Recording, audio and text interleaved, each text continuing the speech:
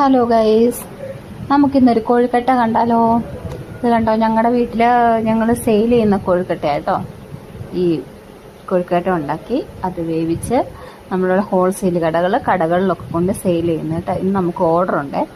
അപ്പോൾ അതിൻ്റെ കോഴിക്കട്ട. പിന്നെ ഈ ചാനൽ കാണുന്നവർ സബ്സ്ക്രൈബ് ചെയ്യുന്നില്ലല്ലോ, അതെന്താ സബ്സ്ക്രൈബ് ചെയ്യാതെ കാണുന്നേ? എന്തുവാ, എല്ലാവരും കൂടെ ഒന്ന് സബ്സ്ക്രൈബ് ചെയ്തേ. ആൾക്കാർ കാണുന്നുണ്ട്, പക്ഷെ സബ്സ്ക്രൈബ് ചെയ്യുന്നില്ല കേട്ടോ.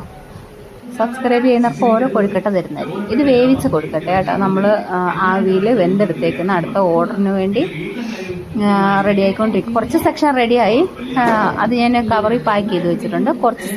കുറച്ച് അടുത്ത ട്രിപ്പ് ഇരിക്കുന്നത് നമ്മുടെ അടുപ്പയിൽ ഇരിപ്പുണ്ട്. ഇത് അടുപ്പിൽ നിന്ന് വാങ്ങി വെച്ചേക്കുന്ന, ആവി പോകാനായിട്ട് വാങ്ങി വെച്ചേക്കുന്നതാണ്. ഇത് കുറച്ച് നമ്മൾ പാക്ക് ചെയ്ത് വെച്ചേക്കുന്ന കേട്ടോ. അത് നുപ്പാണെന്ന് വെച്ച് പാക്ക് ചെയ്ത് വെച്ചേക്കുന്നത്. ഇനി ബാക്കിയിരിക്കുന്നതൊക്കെ പാക്ക് ചെയ്യാനുള്ളതാണ്. അപ്പോൾ ഒന്ന് സബ്സ്ക്രൈബ് ചെയ്യണം. Tata, bye bye.